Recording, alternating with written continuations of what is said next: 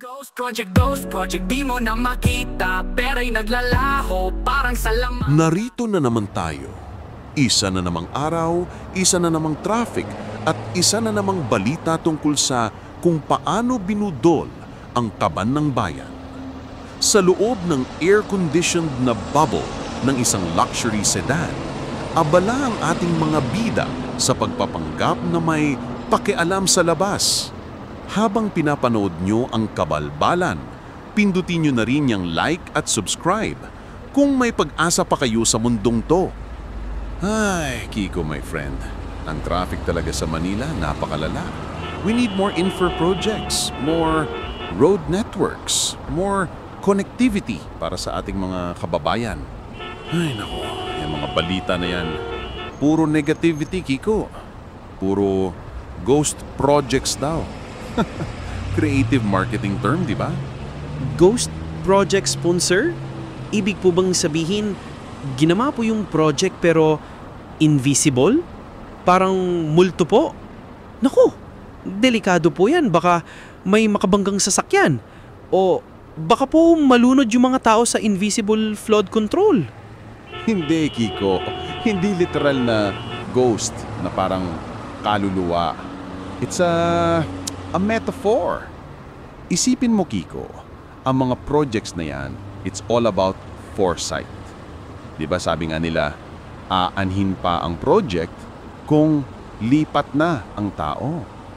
Ang ibig sabihin, we anticipate future needs. Very proactive, Kiko. Pero sir, kung lipat na ang tao, ibig sabihin po wala na doon. Bakit po doon pa rin ginawa yung flood control kung walang tao na protektahan? Hindi po ba dapat kung saan may tao, doon yung project? Parang sayang naman po yung simento kung walang titirhan. Ay, Kiko, my friend, you're missing the bigger picture. It's about economic stimulus. Hindi mo ba naiintindihan? Pag may isinuksok sa kontrata, may madudukot ang ekonomiya. Bigyan ng trabaho ang mga contractors, di ba? Kahit virtual na trabaho. Work from home, kumbaga. It's a sophisticated form of nation building, Kiko. You wouldn't understand. Pero sir, yung mga baha po sa lubwakan, hindi naman po yan virtual. Sabi po sa balita, tuloy pa rin daw po yung pagbaha kahit may bilyon-bilyong ghost projects na raw. Hindi po ba dapat yung totoong project, yung nakikita, ang makakatulong? Kiko. That's just fake news and political noise. Pag may usok ng intriga, may apoy ng inggit lang yan. Ayaw lang na ibang sektor na umunlad tayo. Sige ka, baka yung mga kumu-question sa atin. Sila pa yung mga di lumingon sa komisyon na binigay sa kanila. Kaya ngayon, nag-iingay. Komisyon po? May komisyon din po sila. Akala ko po trabaho lang po yung sa gobyerno. Pero sir, yung mga lifestyle checks po na sinasabi nila sa balita na may mga anak daw po ng kontraktor na nagpapayabangan sa social media. Totoo po ba yun? Bakit po sila mayaman? Tapos yung project, invisible. Yan, Kiko, is a matter of personal style. Ano naman yan? Malaking pondo. Masarap ang pang-travel. Di ba? Hard-earned money yan, Kiko. Pinaghirapan yan ng mga taong nag-iisip ng innovative ways para sa infrastructure. Kung mayaman sila, that just means they're very efficient with their resources. Huwag natin i-judge ang iba, Kiko. Pero sir, yung mga tao po sa labas, yung mga nababahaan, sila po ba nakakakuha ng komisyon o pang-travel din? Kasi po parang sila po yung nagbabayad ng taxes. Pero yung projects po na nababayaran, hindi po nila napapakinabangan. Ay, Kiko, my friend. Nasa Diyos ang awa, nasa DPWH ang gawa ng mga projects na nakalimutan.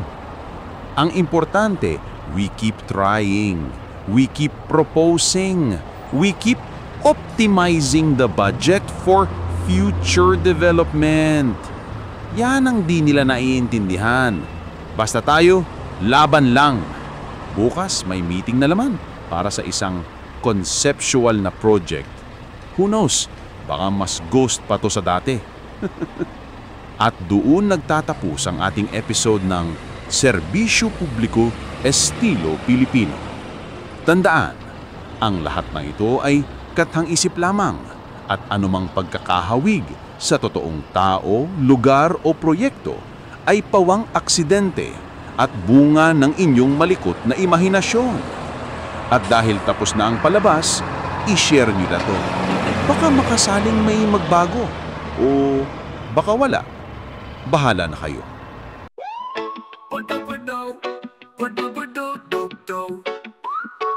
Sa kasanay usok, traffic na walang humpay, balita sa radyo, laging may sumisikat. Projects daw ay bilyon, nagawa na tapos na, pero pag hinanap hangin lang pala. Sabi ng iba, yan daw ay for a sight, para sa kinabukasan lumilipad sa night. Pero ang tanong namin, sinong nakikinabang kung ang invisible project puro lang dayaan? Oh, ghost project, di mo na makita, pera'y naglalaho parang salamangka, para daw sa bayan, sabi ng mga pohon. Pero bakit ang baha tuloy pa rin ngayon? Ghost project, isang malaking joke. Habang kami nagtitiis, kayo'y nag-e-enjoy.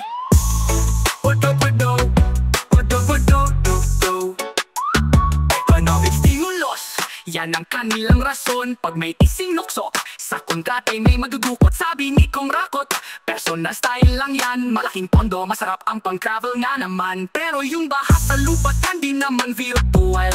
Totoong sakit sa puso, pahirap sa mortal. Sila'y may commission, kami may bayarin. Projects na invisible, sinong pagbibigyan? Oh, ghost project, di mo na makita, pera'y naglalaho parang salamangka, para daw sa bayan, sabi ng mga pohon. Pero bakit ang baha tuloy pa rin ngayon? Ghost project, isang malaking joke. Habang kami nagtitiis, kayo'y nag-e-enjoy.